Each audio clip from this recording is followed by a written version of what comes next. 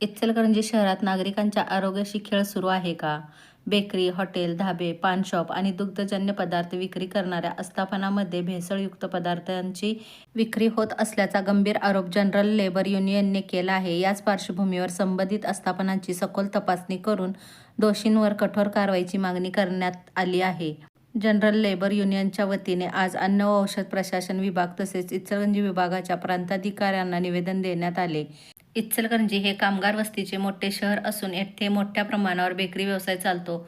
अनेक ठिकाणी तळलेले व तेलकट पदार्थ साध्या प्लास्टिक पिशव्यांमध्ये साठवून विक्रीस ठेवले जात असल्याचा आरोप युनियनने केला आहे. निकृष्ट दर्जाचे खाद्यपदार्थ खाल्ल्यामुळे नागरिकांच्या आरोग्यावर विपरीत परिणाम होत असून विशेषतः लहान मुलांना विविध आजारांचा धोका वाढत असल्याचे निवेदनात नमूद करण्यात आले आहे. अलीकडेच इचलकरंजीलगत एका पनीर निर्मिती कारखान्यावर अन्न व औषध प्रशासनाने केलेल्या कारवाईनंतर अनेक धक्कादायी बाबी समोर आल्या आहेत. त्यामुळे शहरातील बेकरी, हॉटेल, धाबे, खाद्यतेल डेपो, पानशॉपमधील मावा, कृत्रिमरित्या पिकवलेली फळे तसेच दुग्धजन्य पदार्थांची गुणवत्ता तपासावी अशी मागणी करण्यात आली आहे. तसेच भेसळयुक्त व बनावट खाद्यपदार्थांची निर्मिती आणि विक्री करणाऱ्यांवर कठोर कारवाई करण्यात यावी अशी मागणीही युनियनने केली आहे.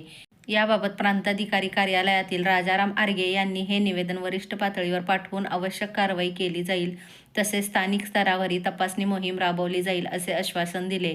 यावेळी कामगार नेते कॉम्रेड आनंदा गुरव यांच्यासह रमेश खोत, रुपेश कांबळे, संजय टेके, दीपक लोखंडे, सुनील खोत, सार्थक खामकर, प्रवीण केरले आदी पदाधिकारी उपस्थित होते.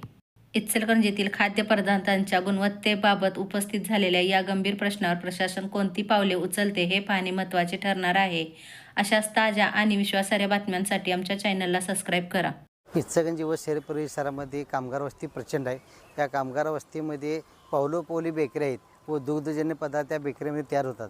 मात्र हे दुग्धजन्य पदार्थ खरोखर ओरिजिनल आहेत का, त्यामध्ये भेसळ आहे याची चौकशी करावी.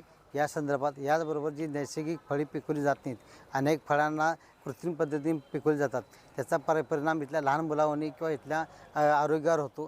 ते होऊ नये यासाठी इथल्या प्रांताधिकाऱ्यांना व मुंडे साहेबांना निवेदन देऊन याच्या इथल्या बेकरीतील दुग्धजन्य पदार्थातील व ऑइल डेपो या ऑइल डेपोवर चौकशी करावी अशी मागणी जनरल लेबर युनियनच्या वतीने आज आम्ही करण्यात आली.